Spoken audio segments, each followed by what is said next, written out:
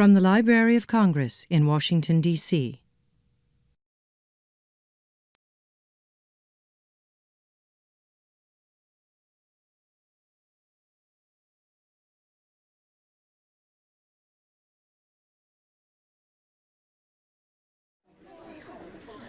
Okay, hello. We're ready to start our program today. I'm Gail Shirazi of the Israel and Judaica section here at the library. The program today is Global Refugees, the Case of Jews and Greeks in 20th Century Czechoslovakia. The program's co-sponsored by the European Division here at the library, the Hebrew Language Table, and in cooperation with the Embassy of the Czech Republic. This program was another collaborative program thanks to Michal Frankl of the Holocaust Museum, who's always sharing wonderful ideas with us to bring to the library. I want to thank the European Division, Grant Harris and Erica Spencer, our Geography and Map Division for helping the scholars with their maps, the Czech Embassy, Robert Rahak and Mary Fetzko, Audrey Fisher of our press office, and Galina Trevorovsky and Chaim Goltzak of the Israel Judaica section. And thanks to our speakers today, Amy Kaslow, Dr. Michal Frankl, and Dr. Kateřina Králová. Amy Kaslow is a columnist, photojournalist, and activist on behalf of world refugees.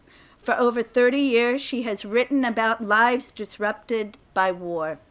These stories are reflected in her photographic exhibit called Victims, Perpetrators, Eyewitnesses, and Survivors, Life After War. She is a White House appointee to the governing board of the U.S. Holocaust Museum.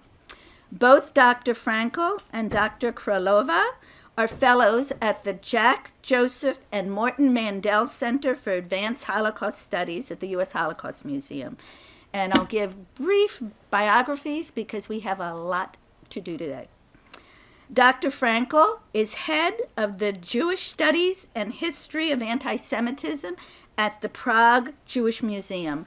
He has written extensively on German and Austrian refugees in Czechoslovakia prior to World War II. Dr. Králová is assistant professor of contemporary history at the Faculty of Social Science at the Charles University in Prague. She's fluent in Greek, Czech, English, and German. I have two announcements to make before we start. Please turn off your cell phones. And this is being webcast. And when it comes to the question and answer period, it's going to span the audience. So if you don't want to be taped, you can leave at that point. Thank you. I'd like to introduce Amy Kaslow. So good afternoon. It's a nice turnout. I'm going to talk very briefly about victims, perpetrators, eyewitnesses, and survivors. They are longtime refugees languishing in camps. They're soldiers whom unemployed, meeting for a smoke or idle conversation. They're elderly, savoring a bowl of soup in a soup kitchen. They're children whose playground is a toxic dump. Unfortunately, past is prologue. And with today's parallels, we see a lot of challenges. And I think a lot of this landscape will be familiar to you.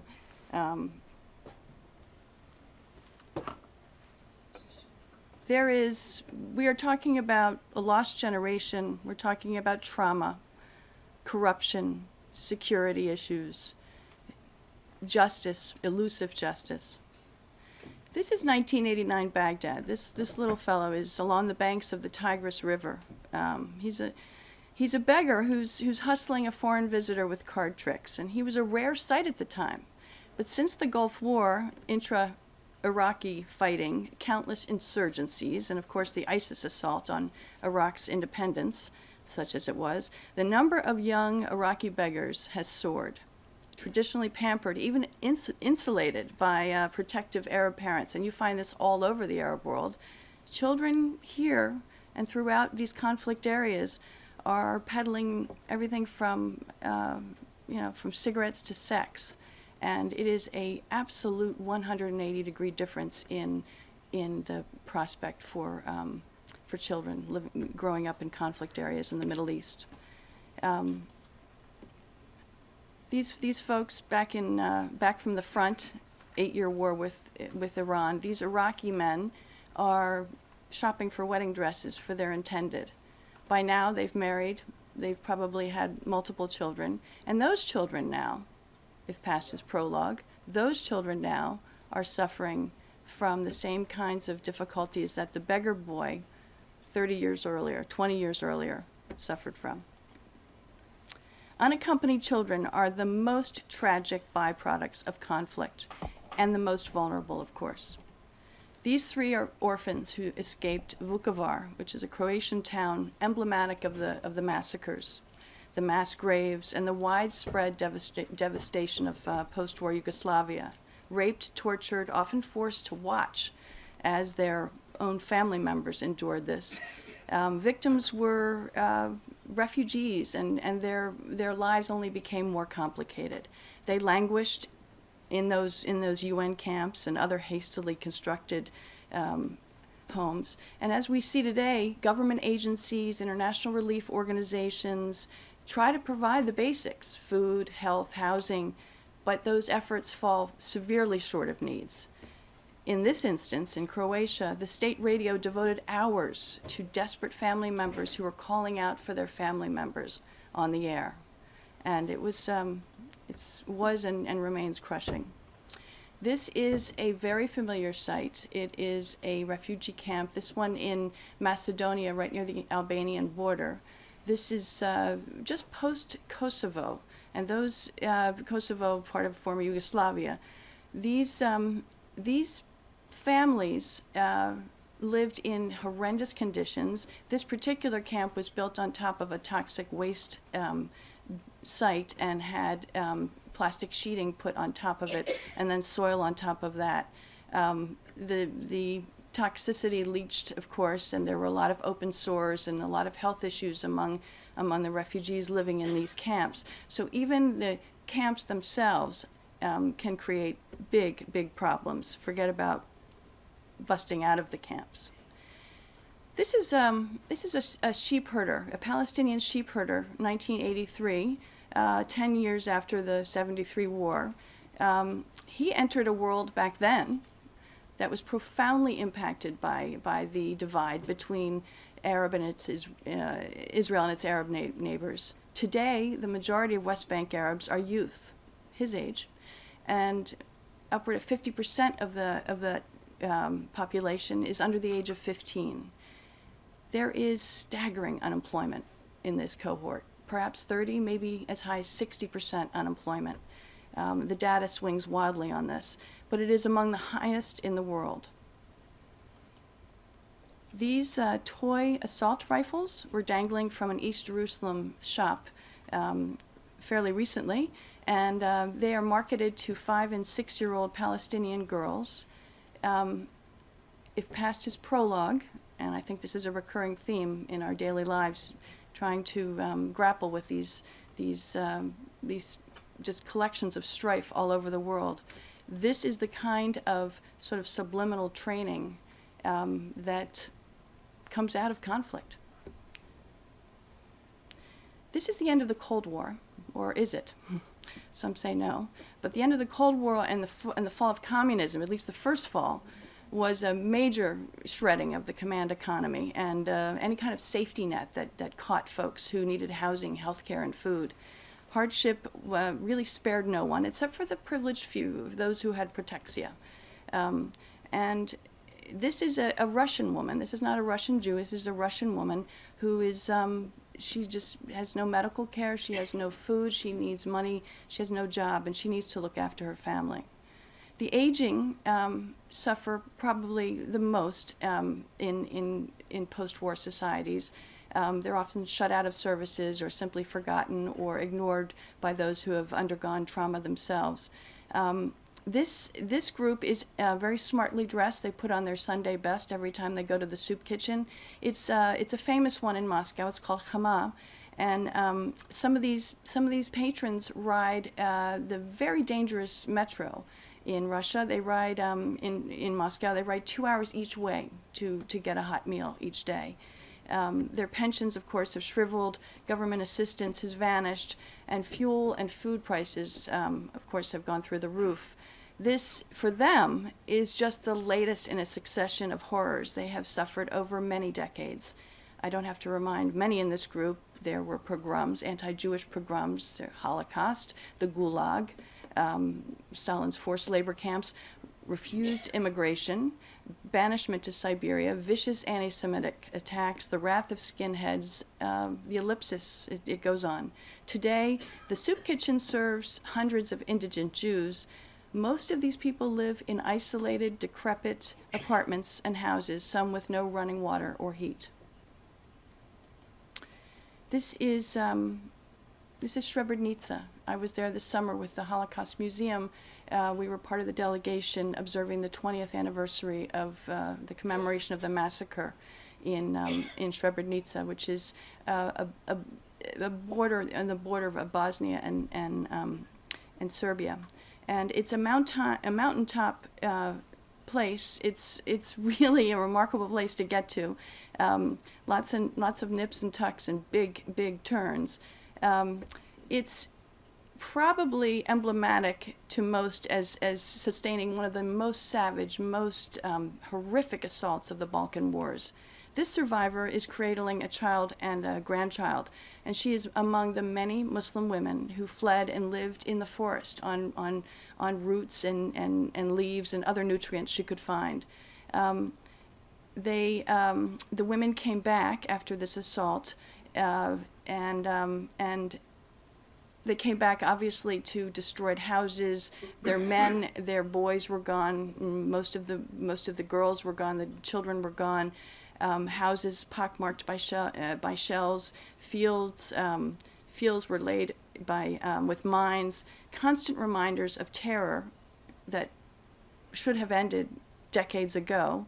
But those things are still very present. There are many swaths of areas around Srebrenica, for example, and throughout the Balkans that are minefields and difficult to traverse. In Srebrenica and throughout Bosnia, Muslim women suffered enormous shame when they were left with babies born from sexual attack. This is a young woman in Guatemala where there is full-out gang war, as there is throughout the Northern Triangle in Honduras and El Salvador. This particular Central American nation ranks among the worst and most violent countries, and women and girls are the most vulnerable. They're under intense pressure to marry. Legal age is 14, but they bear children before they even really learn how to take care of themselves. And it's something that is it's repeated so often throughout the world. I'm just giving you a little snippet to think about. Slightly older. This is Nigeria. Like so many nations embroiled in or emerging from conflict, Nigerians are just strangled. They're strangled by corruption. They're strangled by fear. The country has huge debt and crumbling infrastructure, even as it pumps, billions of dollars worth of oil. That's how corrupt it is. More than 2/3 of the citizens live below the poverty line. HIV/AIDS, the top killer, is still quite vicious, and its staggering infection rate is the 3rd highest in the world, behind India and South Africa. These villagers have no running water, no electricity, no telephones, and they have the only health clinic in the area for 37 villages. That health clinic has a plastic curtain with 2 rooms that are barren, no drugs, no facility. The most naked feeling, of course, for the women and the girls is that they're vulnerable to the radical Islamic groups, especially Boko Haram, who is widely known for kidnapping and sexually enslaving girls, as those cradled in this woman's arms. Gangs and opportunism. Well, this is Brazil, outside one of the favelas, which is these squatter settlements and impoverished areas that line the big cities in the country. There is full-out gang warfare throughout this part of the world, and this gentleman has been captured, happily so, into a work program sponsored by an NGO. He's left the gang in favor of a full-time job, and he's lugging a sack of bottles for recycling. The gang war is just gripping in El Salvador. This woman lost all of her boys. It's been over 4 years since this gang truce in El Salvador. It's a brokered deal designed to reduce the number of killings, not to reduce them all told, just to reduce the numbers in exchange for prison transfers. It's hit the skids, of course. This fellow is a young boy whose mother commutes upward of 5 hours a day round trip for her work as a housekeeper for more well-to-do Salvadorans. He does not leave his corrugated metal housing, does not even go outside because gang members live next door, across the street, and nothing is sacred. This is where he lives. This is a typical drive through a Salvador street in El Salvador. It's pretty tense. And if you go to most of the places where there are ongoing strife, you'll find this kind of presence. These are the backs of genocidaires. These are the Rwandan perpetrators, some of them who wiped out nearly 800,000 Tutsis in just 100 days with machetes, hatchets, clubs, knives, spears. They cleansed cities, as they said, and the countryside of what they called cockroaches. There's a lot of inflammatory speech, which we see at the Holocaust Museum and elsewhere as a leading indicator of much more violent behavior. The Hutu rallying cries were laced with hate speech spewed by leaders on the radio, in churches. This is possibly distinguished as the fastest genocide in history. Left the country with more than 100,000 orphans and 250,000 rape victims. A traumatized population for generations. Yes, I'm getting a wrap up, so I'm gonna give you a few more faces. This woman was left for dead, crawled back from one of the piles of bodies in Rwanda inside a church where she had gone for safe haven, and the divots in her forehead and around her skull, you can see where the hatchet marks were. This is an example of someone who sought refuge, a refugee, somebody who's now living where she came from, returned refugee, and somebody who has to make it through her life. And you can imagine the trauma. I'm going to wrap up with these two. These are octogenarian eyewitnesses. These are Ukrainian neighbors who recall 1943 when the Nazi soldiers marched through Rawaruska with 1,500 Jews into the forest, just a few miles from the Polish border. And they are recalling this Holocaust by bullet. He was not recalling as clearly as she would have liked him to, so she gave him a little stimulation, and she reminded him that his own family provided the horse that carried the cart of limp bodies to the mass graves, and she said that her mother had to supply their kitchen table to the Nazis to rest guns and to consume food. The Nazis needed a little snack in between their murders. Last, I will leave you with the Buddhist nuns outside of Phnom Penh. These women have shaved heads because they symbolize widowhood. Their Khmer Rouge, their husbands were murdered by the Khmer Rouge, and today they live in a monastery built near the site of a Khmer Rouge prison and execution ground. And as you probably know, an international court outside of Phnom Penh is pursuing charges against the Khmer Rouge founders, strategists, operatives. It's an effort toward representative justice. They can't possibly try all of the millions of people who were perpetrators.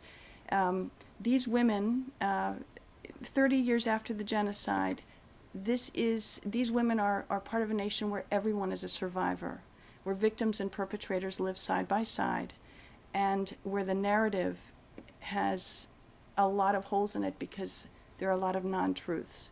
But here at this former execution ground turned monastery, the abiding belief is karma. So thank you for this brief introduction into a beautiful conversation.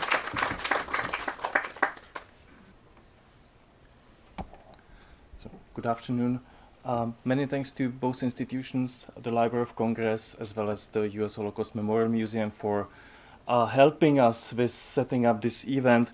We're very pleased that we can, from the perspective of two historians who deal with Czech in my case, or Central European, and Czech and Greek and many other histories in Kateřina's case, that we can contribute to a debate which is becoming more central and more global, as the title of this session indicates. And many thanks for this very stimulating and also very emotional introduction into that reminded us that that refugee suffering is something which is still very much with us. My presentation, at least, is going to be about history, and I'm not going to discuss the parallels as well as the differences. We might do it in questions and answers later on. But I must say that as somebody who came here in summer, at the end of August, from Central Europe, from the Czech Republic, as somebody who tries to make clear to the Czech public that discussion about refugees, the history of refugee policy, is an important topic and shouldn't be ignored. Coming here right at the moment when refugees were just flowing across the region was very difficult for me. And it is a very strange feeling watching the European refugee crisis from abroad, but it's also a rather enriching perspective. One of my motivations for researching refugees or Czechoslovak refugee policy was that if you look at what has been written about Jewish and non-Jewish refugees during the Nazi time, during the Holocaust, there's been much focus on Western countries, Western Europe, United States, United Kingdom, and much less attention to the East. As if refugees were just a topic of liberal democracies, and the question was only, how is it possible that liberal democracies, guided by their values, or not so, have failed vis-à-vis the Holocaust? This is the very simplified notion that you can see very often. However, refugees were also going to the East, whatever it is. And it is also in East Central Europe, or if you want, post-communist Europe, where the history of refugees, the history of refugee policy should be discussed and where the society should try to come to terms with that. Whether it would help in the current crisis, I don't know. But I believe it would create a better environment, more informed environment for discussing where we are today. Czechoslovakia, and we're now going to focus on Czechoslovakia, is known historically, especially in the interwar period, as a place of refuge. It is very often idealized. The goal of our two presentations is not necessarily to turn this upside down, but rather to provide alternative perspectives and more information for discussion. Let me start with a specific event. Shortly after the midnight on March 12, 1938, an unusually full train arrived at the Czechoslovak border station of Břeclav, and those on board were not the usual passengers of a sleepy night express. Most of them had hastily packed the most necessary items after hearing the news of the German troops and the Gestapo approaching towards Vienna during the Anschluss of Austria. For endangered anti-Nazi activists and many Jews, the Czechoslovak border seemed to be the best way, and one of the last escape routes as well, to avoid the Nazi rule. Among them was Richard Aberman, a journalist and a staunch critic of the Austrian Christian social and authoritarian Ständestaat, and he recorded his excitement on arrival into the free Czechoslovakia. I quote, "Finally, I was able to breathe again. We were saved."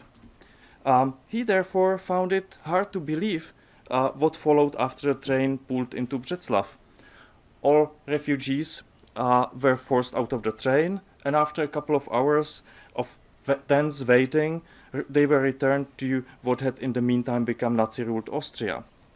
In Berman's narrative, the image of freedom, both personal and that of the country of Czechoslovakia, this image turned into the description of an ugly and prison-like waiting room at the railway station.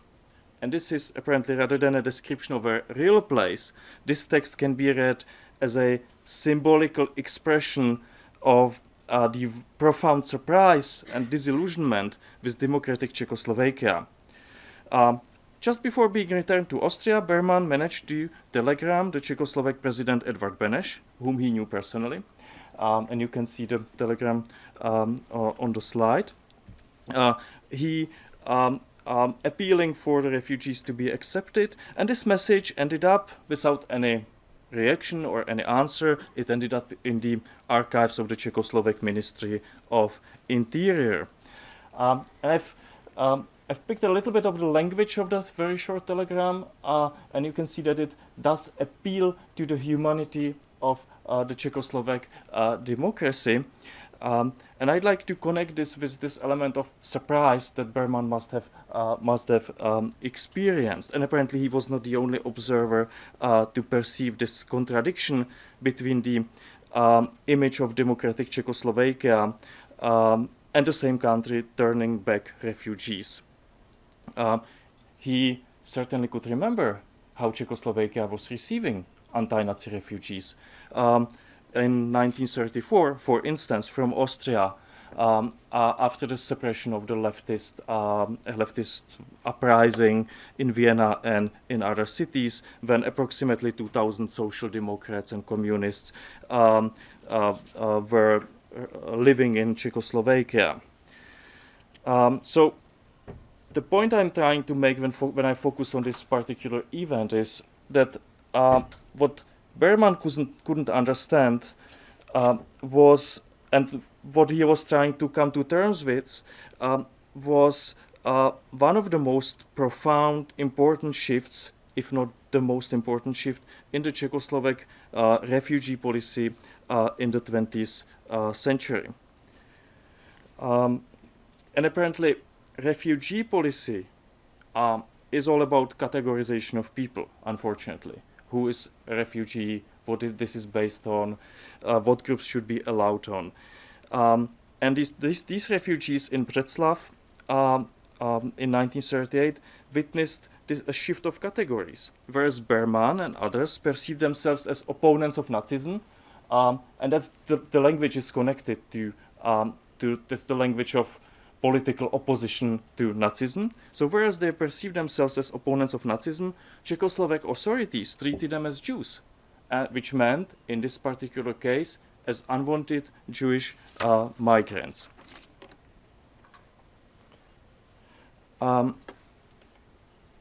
We do not have much time to discuss Czechoslovak refugee policy before this point, but apparently interwar Czechoslovakia was not all bad. Interwar Czechoslovakia served as a refuge to refugees from what became the Soviet Union. It became temporary home to a lot of people escaping from Nazi Germany, as well as to the Austrians whom I've mentioned. Most of these people who came before 1938 wouldn't experience something like that. They wouldn't experience refusal on the border. They would have other problems, especially the fact that Czechoslovakia wouldn't consider them as permanent residents. Czechoslovakia, as well as other European states at this time, thought of its role rather as a place for temporary refuge before the refugees will come at a final, definitive home, for instance, somewhere overseas. Yet, if you look at the policy, rather liberal policy towards anti-Nazi refugees, starting with 1933, we can see that there were always groups that were excluded from this tolerance. And in a very simplified way, I could say that these were two groups. One was one were people who were considered to be Eastern Jews, especially Jews of Polish origins or stateless Jews, and the other group were communists. I'm not going to go into details about this, and we can leave it to the discussion. However, we can see in the second half of the 1930s, especially after the Nuremberg Laws, 1935 in Germany, we can see that elements of ethnic categorization and elements of, if you want, administrative anti-Semitism are sneaking in the practices of Czechoslovak refugee policy, and that it's a longer process of categorizing all Jews, all Jewish refugees, as what was described as the Eastern Jews, the Ostjuden, those who were unwanted, those who were actually understood to be something in the very opposition to the notion of proper citizenship. Thus, the border closure of 1938 doesn't come out of nothing. Now let me come back to 1938 and just give you a couple of episodes, and these are only examples. Throughout the spring and summer of 1938, Czechoslovak border guards were really routinely hunting refugees along the Green Border with Austria and along the swampy banks of Danube. And I don't know how many refugees were turned back.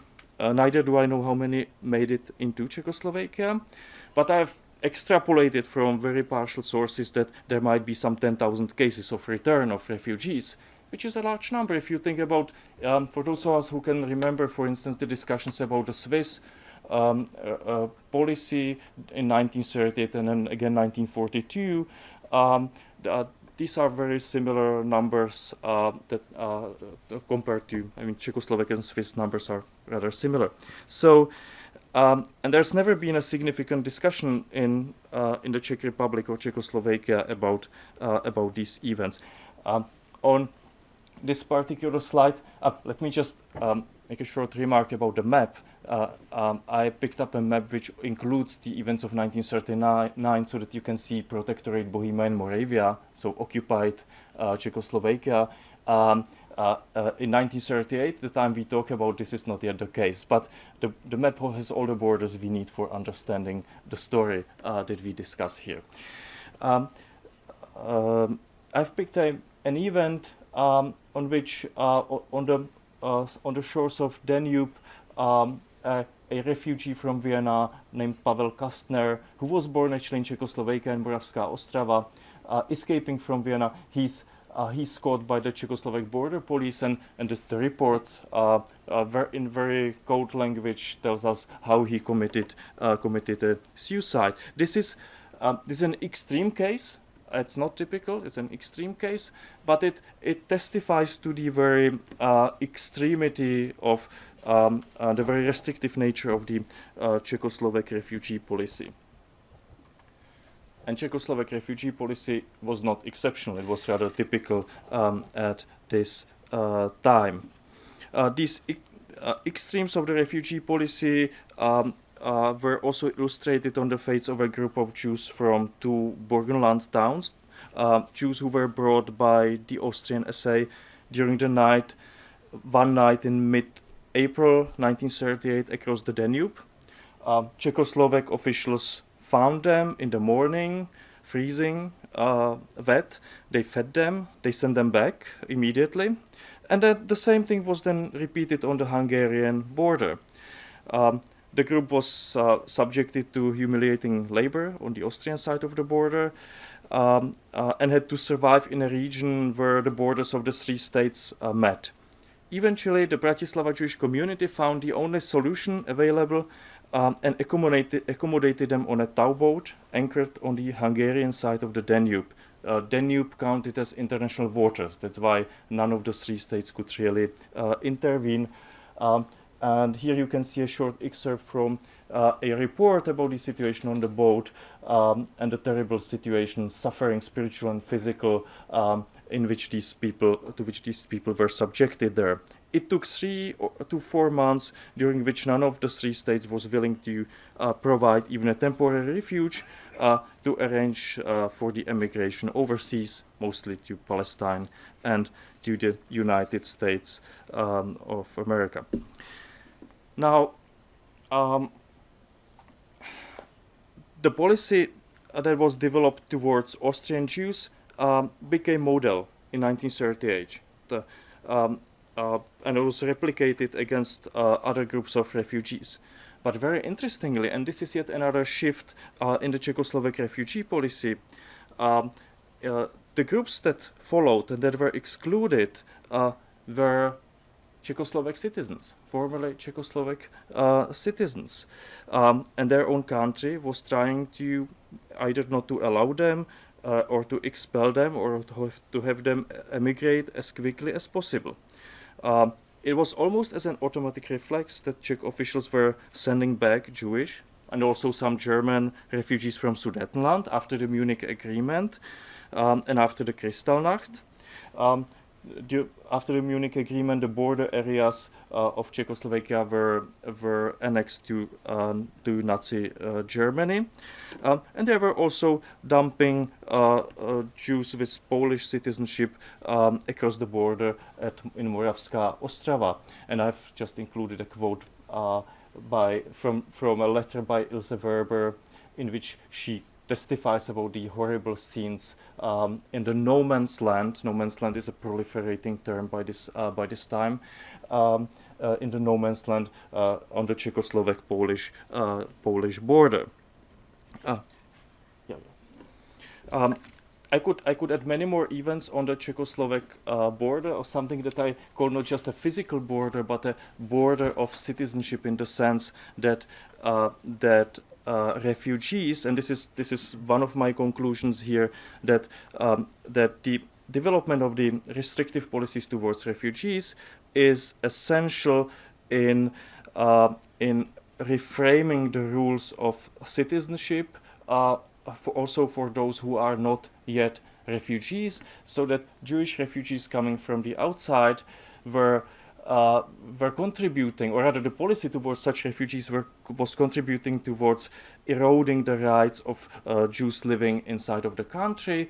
And one thing that is connected with this is also a revision of citizenship in Czechoslovakia, instituted in January 1939, similar to, for instance, Polish or Romanian revisions of citizenship, a revision of citizenship which stripped Jews who escaped from Sudetenland of their Czechoslovak nationality. I've just picked one single case of a person, random case of a person who was denaturalized in this process.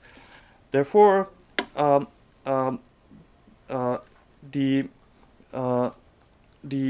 refugees with the country's citizenship became an impulse, or perhaps, if you want, a pretext, to revise citizenship along ethnic lines. So refugees and citizenship are always two interconnected categories, and it's important that we think about them in this way. As a conclusion, 1938 in Czechoslovakia is certainly a turning point, and by this turning point, Czechoslovakia ceased to be a refuge, but rather became a country that was generating refugees. It was a country which increasingly, especially after the Second World War, understood itself as homogeneous in terms of nationality or ethnicity.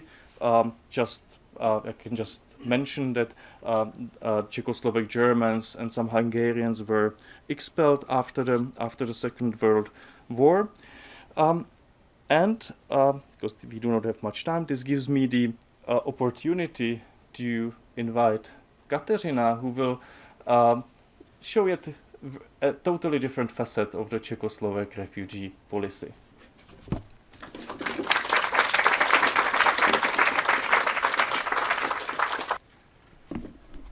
Hello and welcome. It's wonderful to see so many guests around here, and I would say that many of you have the one or the other experience of being an émigré, be it from Czech Republic, Czechoslovakia, Greece, or somewhere else, coming to the United States, or maybe passing other countries as well.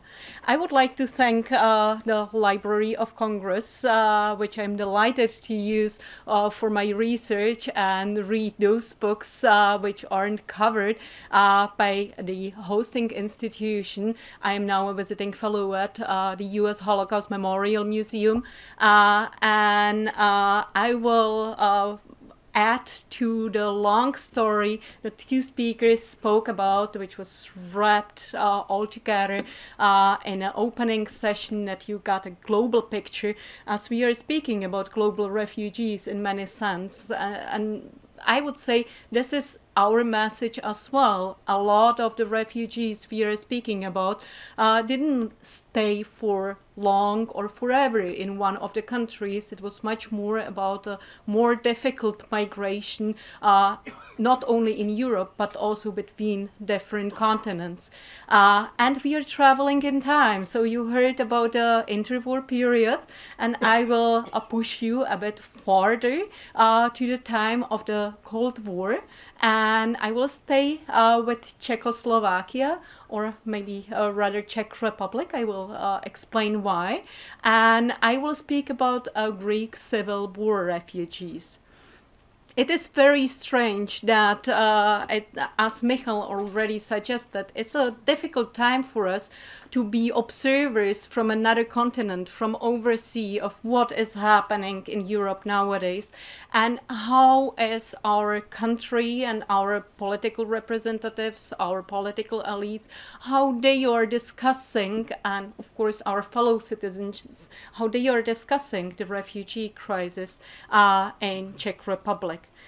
What I would like to bring up is a case which can be an example of a good practice, which we all like to see, especially in today's situation. And this is based on a case of the Greek migration at the beginning of the Cold War and late 40s and early 50s, going and bringing us up to the very recent time.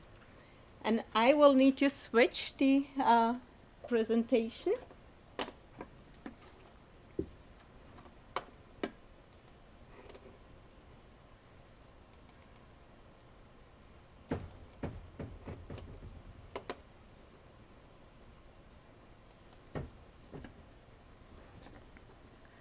Well, as I already mentioned, in those days after the Second World War in the late 40s, early 50s, Greek Civil War refugees were streaming to the countries of what became the Eastern Bloc.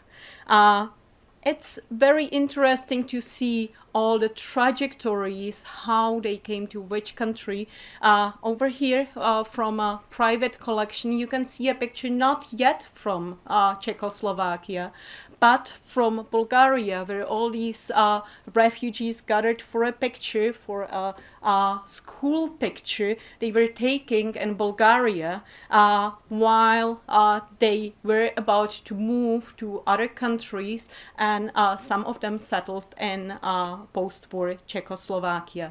It's interesting to see that in today's terms we are speaking about temporary asylum and discussing how long this temporary asylum is taking. Experts are telling us there is not a short-term temporary asylum. It's much more about refugees staying and lasting in a country for about 20 years until they may return to their own countries. And it's not only now. These Greek Civil War refugees were staying in Czechoslovakia for about 25 or more years, as you will see. So this has a longer trajectory than only the time we are speaking about, and which is so vivid for us just today. Just for clarity, I would like to say that during my presentation, I will often speak about Czech Republic and not Czechoslovakia, even if historically it was a country which was called, which had an official name Czechoslovakia. But since the Greek Civil War refugees settled only in a Czech part, in Bohemia and Moravia, they were coming to Slovakia or only for medical care and not settling there really. Excuse me that I do this shortcut and speak about Czech Republic.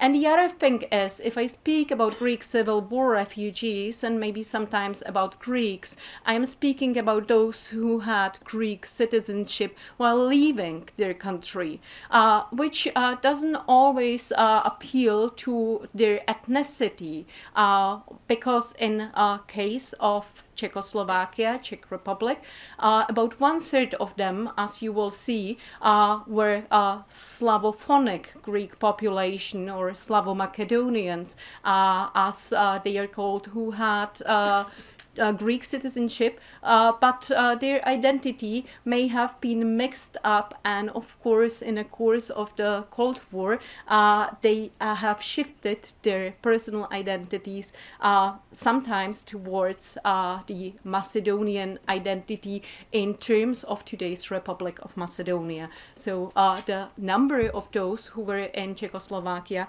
was quite high. For my research, which I started with a group of my students about 6 years ago, I used Czech National Archive and other Czech archives and local archives as well.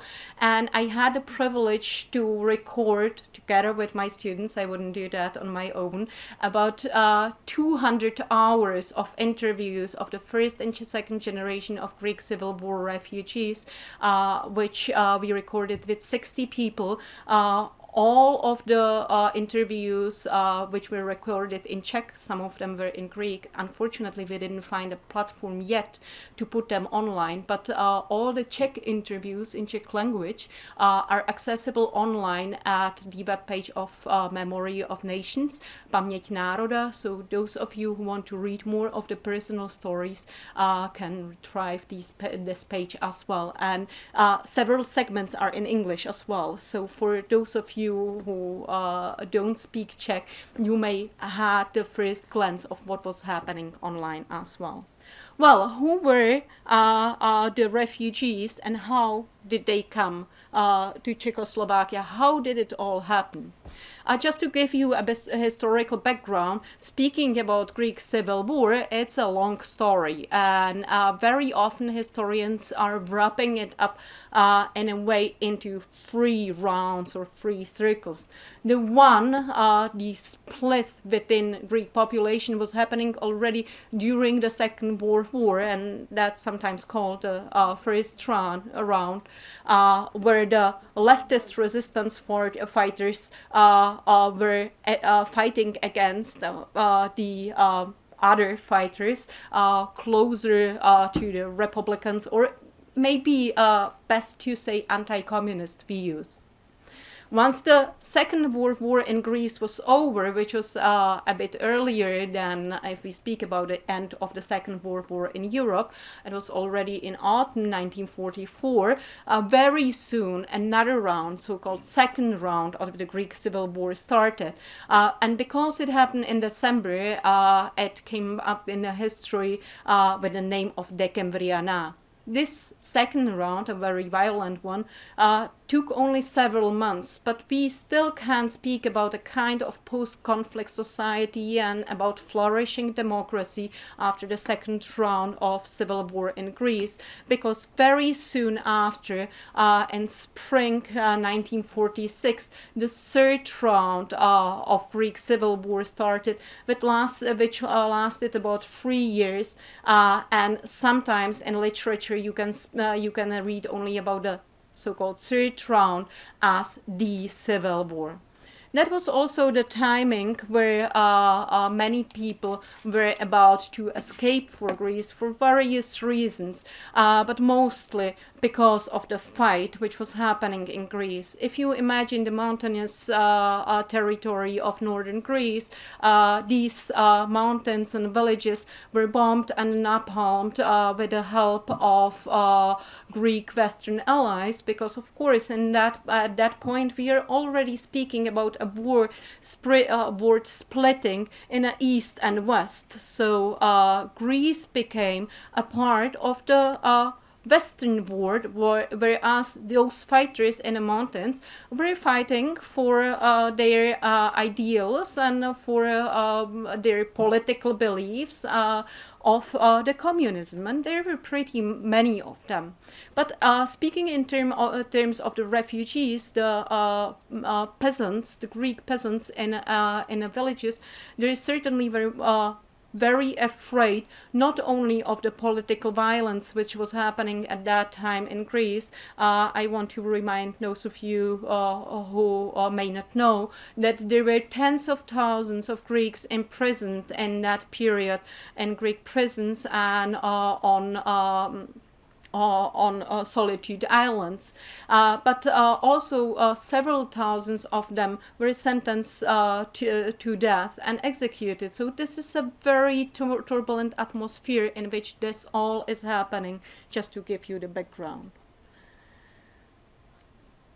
These people were seeking for the refuge in the countries which Greece is neighboring with, and as you can see, in fact, all of the countries became more or less a part of what would be called the Eastern Bloc.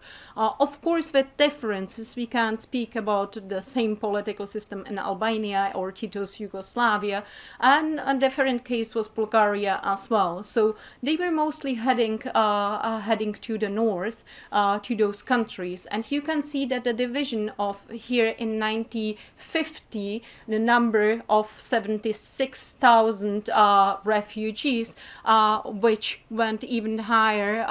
Mostly historians estimates about 100,000 of people who were on move only from Greece and only within 2 years. So you see that the number of refugees in these years is a very big one. Most of them were heading first to the neighboring countries, but they settled or were removed to other countries. And as you can see, the number of Yugoslavia would be the highest one. It's needed to be said that this number is counting most of the Slavic-speaking population in it. And after the Tito-Stalin split in 1948, Greeks of Greek ethnicity were shifted under different political circumstances to other Eastern Bloc countries. Then we have the Soviet Union, where a lot of political elites of the Greek Communist Party and some of their families members were stationed. As for Czech Republic, which becomes the third strongest group in this chart, there were mostly children coming. Only within half a year, 4,000 children were pushed to Czechoslovakia, as I said, mostly Bohemia and Moravia, and the elderly people. Why? Because of the medical care they needed. So it was decided that the social system and medical system in Czechoslovakia is on that level that it can absorb and help this group of population. So if we speak about elderly population, we are discussing now as being the most endangered group. In this time, it was strategically structured where to put children and where to put elderly people. What did happen in this time? Where all these nearly 13,000 refugees at the time in Czechoslovakia put? It's very interesting to see that they were scattered in about 24 towns and villages around Czechoslovakia, but in a form they were very close to each other, at least at the beginning.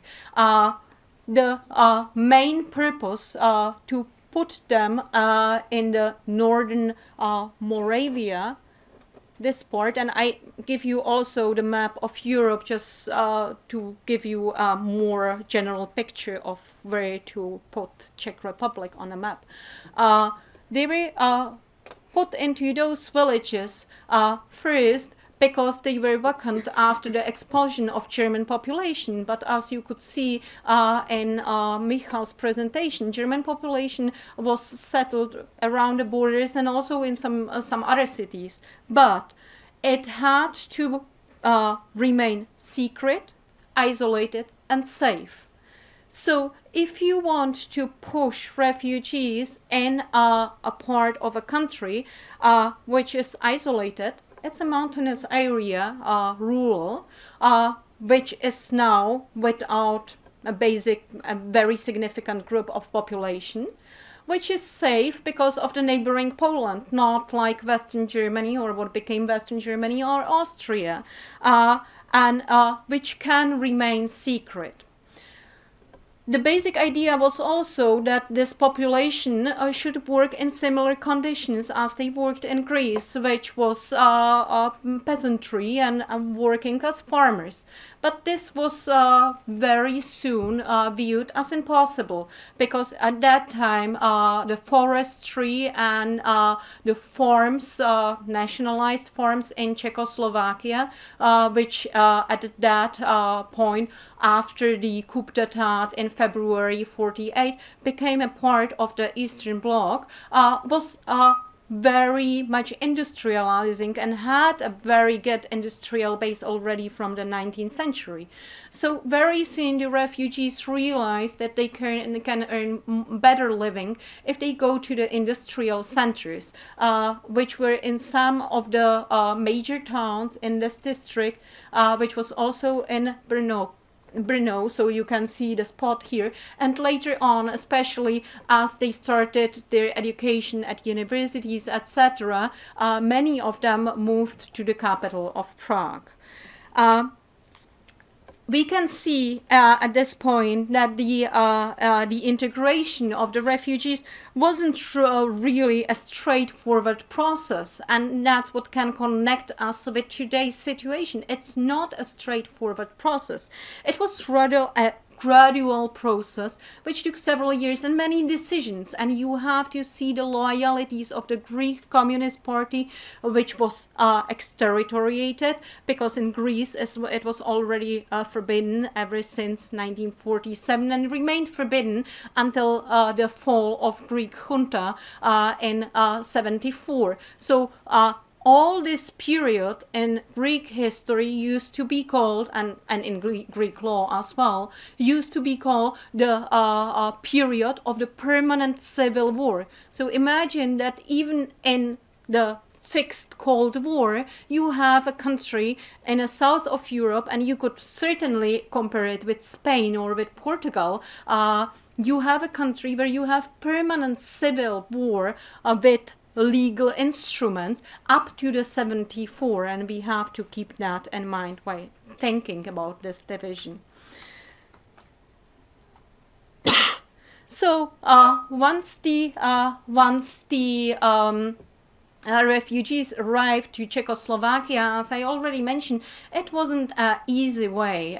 It was a very nice experience lecturing at one of the schools in Czech Republic, where I was giving a similar lecture to kids who were about 10 years old, and they had the idea in their head that these kids were surely traveling or on train or by cars or even by airplanes. No, they were on foot. So they were crossing the borders on foot towards Albania and towards Bulgaria. And from over there, they were either going through the Dardanelles and through Black Sea to Soviet Union, or they were crossing through the Mediterranean Sea through the Gibraltar, around Great Britain, where sometimes the ships were heavily attacked, up to Poland, to Gdansk, and then through Poland to Czechoslovakia. So you can see the many trajectories with the blue files, the yellow files. Another file would be this direction, and from Yugoslavia, where they were expulsed then to Hungary, and later came, some of them, to Czechoslovakia.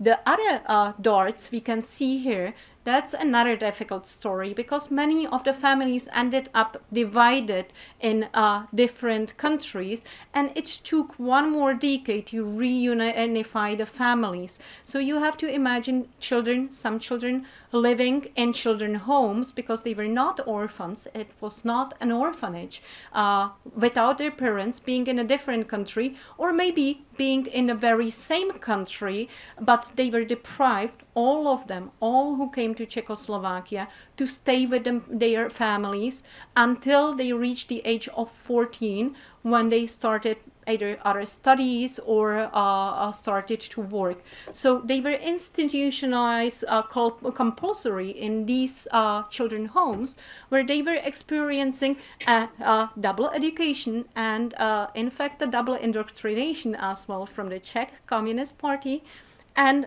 education from Czech teachers, but also the Greek Communist Party and the education at the very same time from the Greek teachers or Slavic-speaking teachers from Greece. So you can see that this patchwork was working, and that the state agreed through Soviet Union and Moscow with Greek Communist Party and Czechoslovak Communist Party in educating those refugees in both of the languages. What happened? They achieved to make in them a very strong feeling of patriotism. They made them bilingual, all of them, and they made them to new histories of both of the countries, even if, of course, shaped in a way as history was shaped during the Cold War. But it seems that this process was a very successful one, because most of the children, and we don't have, as psychologists are telling them, a very good results usually with children who went through orphanages or children homes. These children were able to create their own families, were very successful in their new positions, and most of them, the statistics are saying about 80% of them finished their university degree, mostly in technical schools, medical schools, or pedagogic schools. Of course, that the policy was playing with that, but I just want to give you a basic picture of what was happening. The composition, as I already mentioned, in Czechoslovakia was, as you see at the chart, and I would only like to highlight some of the usual myths. And one of the myths is that it was only communists who were coming to those countries. So if you have the number of 13,000 refugees coming to Czechoslovakia, only 1,000 to 2,000 of them, depending on the time period, were members of the Communist Party. And later on, of course, there was the growing up second generation, which also counts into these 1,000 to 2,000 members of Communist Party. The other one is the composition of Greeks and Slavophones or Slavo-Macedonians, but also other small groups who define themselves as Turks or Aramon, a kind of Romanian-speaking mountainous population of Greece. And as I already mentioned, many of them were children and youngsters under the age of 30, which of course leads to the fact that from this group only a very small number was able to work immediately, because they were not at the age of being sent to work, and Czechoslovakia was trying to educate them first. And then we had those elderly people who were sent to health institutions and being helped socially. So the social program around all this emigration and about all this emigration group, it was a very extensive one for 13,000 people in only about 3 years period. You can see that the repatriation took a long time, and that it can be wrapped in all the period of the Cold War. So first group went back to Greece en masse in 1954, which was the time after the death of Stalin, where the first agreement between Greece and Czechoslovakia was signed.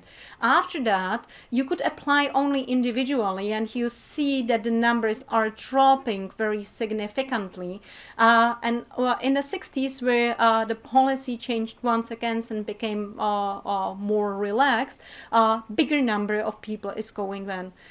We have here the Greek junta, where nearly nobody was going back because, of course, people were scared of persecution back in Greece, and they had reason for that. After the laws in 74 and then later on in 80-81 with the new rule of the Socialist Party of Greece, PASOK, under Papandreou, many of refugees decided to return back because of the laws which were issued and which outlawed the possibility to punish them for taking place in a Greek civil war resistance. Just to wrap up, we still do have about 3,000 of Greeks living in Czechoslovakia. And what is very significant is the positive picture they are making in Czech society. Greece, of course, as for many other countries, became the destination of summer holidays, but it also is renowned for the ancient history, etc. But also in a country itself, it's the former Greek civil war refugees running Greek restaurants, having Greek shops, who are now the aim of a visit of the Czech population. Greek dancing groups do have more Czechs who are dancing in them than Greeks today. So you can see that the intermingling of these groups was very significant and didn't really need to assimilate the population, which is so often discussed. If a country will accept refugees, do we assimilate them successfully? And I do claim the success is to live with them successfully and not to assimilate them, because we all can gain from that. And doesn't matter if they have a Czech national identity, as you can see, or as Stefanos, who is claiming that he was born Greek and he will die Greek even if he never ever traveled again to Greece after he came to Czechoslovakia. And it's not a big distance, it's 2 hours per plane, and it's not that expensive either. But he doesn't want to destroy his picture of Greece. He wants to remain a Greek in Czechoslovakia. And this is, in my opinion, the message we have to spread to today's society as well. If you have the chance to read in Czech or in Greek, you will get the story of all of those, their identities, their political views, their life in Czechoslovakia, either in Greek or in Czech, unfortunately not in English, but I hope to sum it up one day, at least in an article, that you can have a broader view on that. Thank you very much for your attention.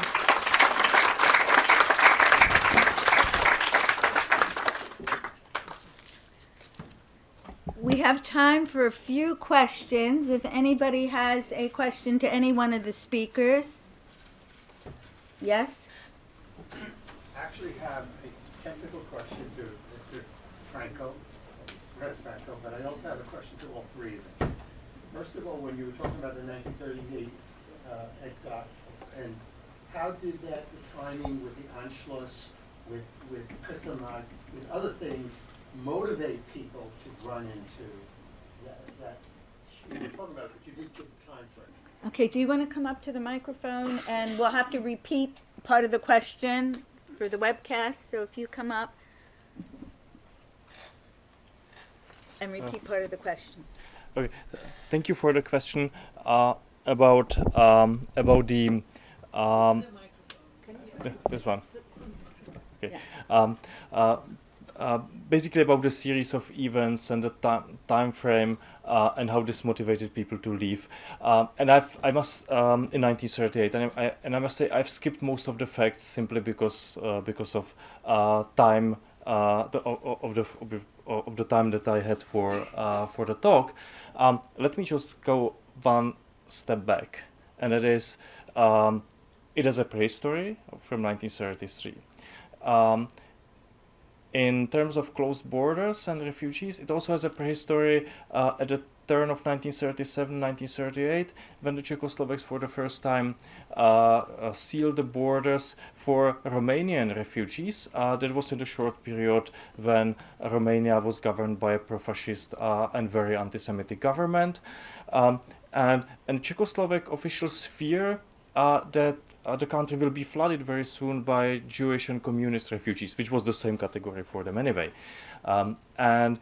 It is interesting from the point of view that there are actually no refugees coming by this time. So it was rather the image of the imminent refugee danger rather than the reality to which they reacted. Some weeks later, it's just a couple of weeks later, March 1938, and the Nazi Anschluss of Austria, this is the moment when real refugees are coming. And they have to come very quickly, since a lot of people were hoping that although, say, Austria in 1930s was a largely anti-Semitic state and quite an oppressive state, it was not that dangerous to live there. They would think they were rid of. But also in the crisis, which ended up by the Nazi takeover of Austria, these people were, a lot of them, as they were opponents of Nazism, they were hoping to stay until the referendum, which was scheduled to be just some days afterwards. So people like Berman and others were staying to the last moment, and then they were fleeing.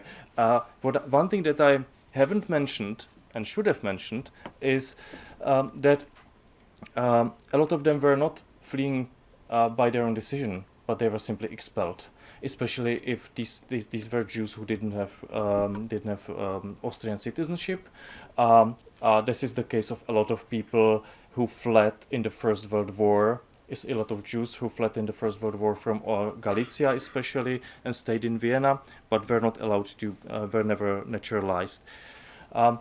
So this, and there's yet another group of Jews who are expelled from Austria or flee, and those are Jews with Polish citizenship.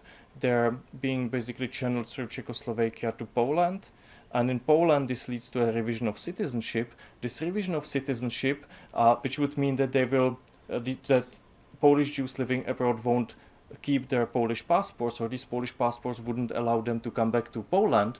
This led to the expulsion of Polish Jews from Germany at the end of October 1938, something I haven't mentioned at all. And this is an event which is also connected to the history of the Kristallnacht. Perhaps a couple of words about Czechoslovakia.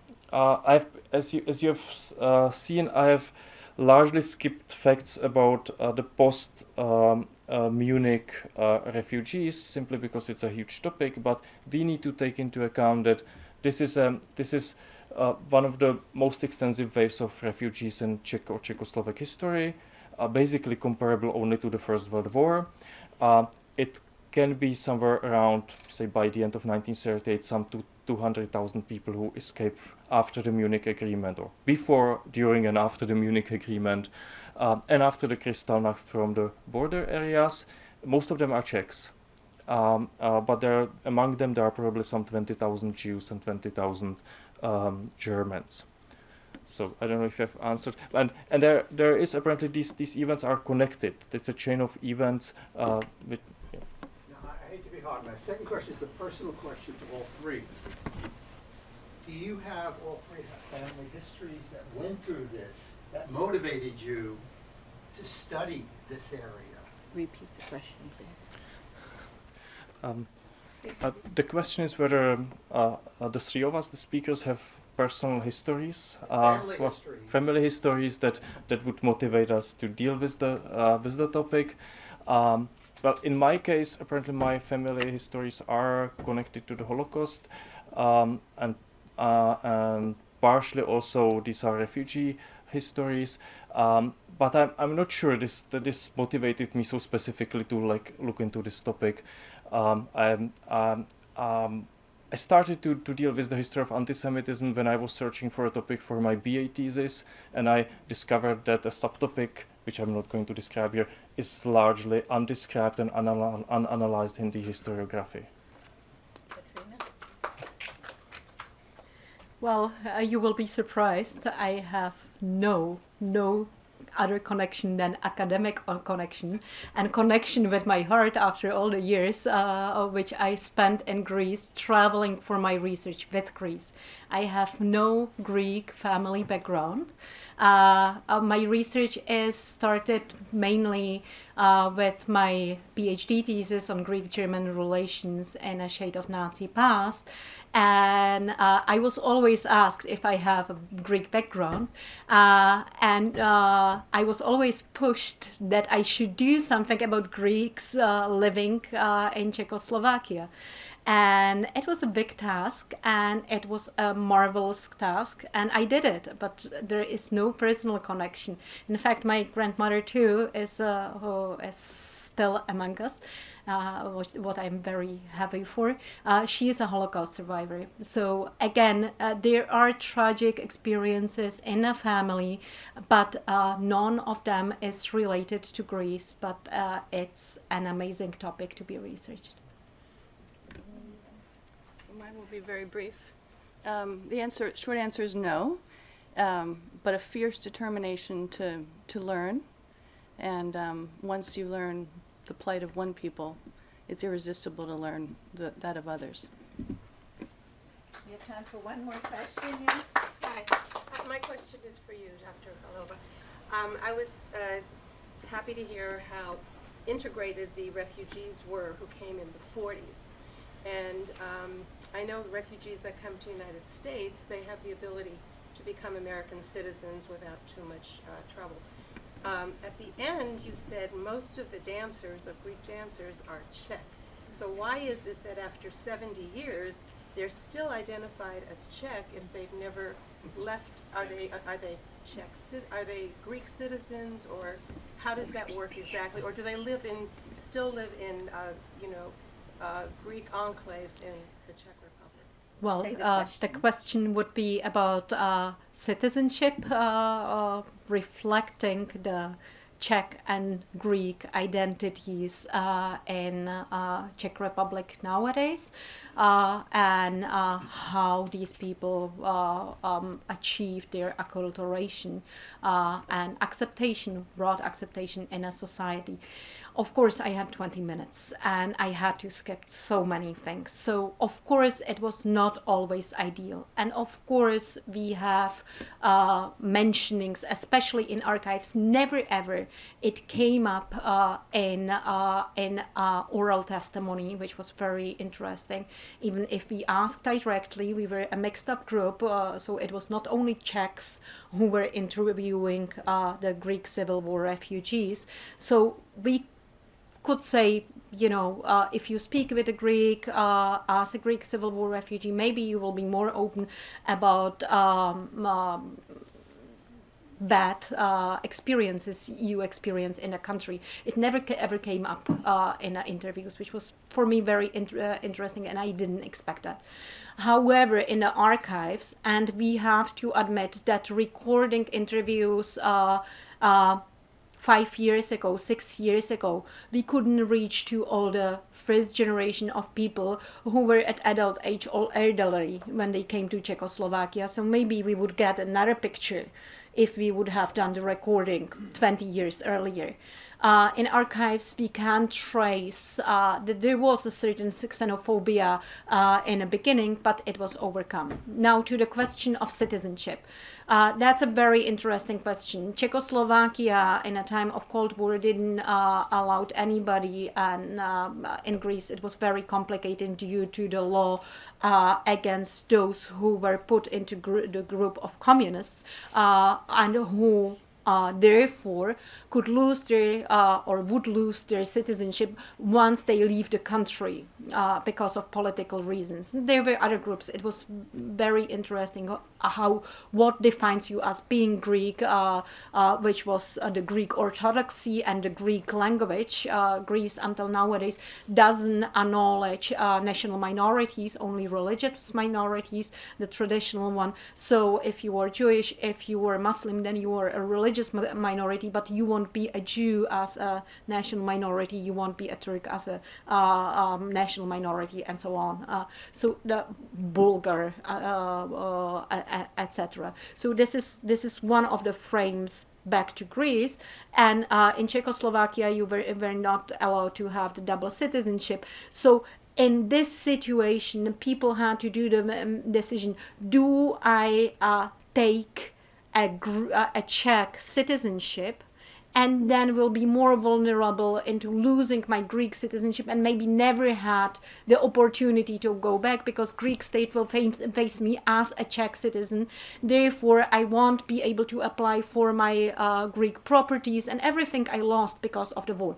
So this was a very difficult debate, and in fact, until the end of Cold War, only several thousand in all the years applied of Greeks applied for several hundreds, applied for Czech citizenship. So virtually nobody of this group of the primarily 12,000+ people, but with the second generation more and more, did not have a Czech citizenship. It was complicated, especially once they were able to cross the borders, of course, because they didn't have proper documentation. So traveling for the first time back to Greece, they had a kind of paper issued that they can cross the borders, but nobody really knew what does it mean, etc. So this was a complicated situation of citizenship. On the other hand, we have to move ourselves back to the Cold War. Crossing borders was not an easy task back then. So you mainly and foremost remained in the country where you lived in. So you didn't really have the feeling, oh, I can't go to neighboring Austria because I don't have a passport. You couldn't go anyway, you know. So this is something we have to understand in today's limits of globalized society, where the passport is a very important thing. Back then, it was approached in a different way. So this is an important thing. Speaking about the Greek dancers, it's interesting because the Greek dances are mostly being taught by the Greeks of first, not anymore, they were, second and third generation, very many of them. But of course open to the whole society. Locally, there is a lot of dancing being done on a more or less professional level. So there are still Greek dancers, second and third generation, who are even doing all their costumes by their hand as they did back in the Cold War, etc., and who are traveling to Greek dance festivals. Then the group is mostly Greek. But doing it as a hobby in your leisure time, the group changes. And of course, because as I said, the number in all the Republic, and we have 13 communities now, so it's scattered in a little country of 11 million people. You have 3,000 of Greeks who are still that distinguished, you know, which is very interesting, and they attract to those activities the majority population. Thank you all for coming. If you want to come up informally in a little bit and speak with them and answer the rest of your questions, I'm sorry we've run out of time. But thank you very much, and I want to thank the speakers and the embassy very much. Thank you. This has been a presentation of the Library of Congress. Visit us at loc.gov.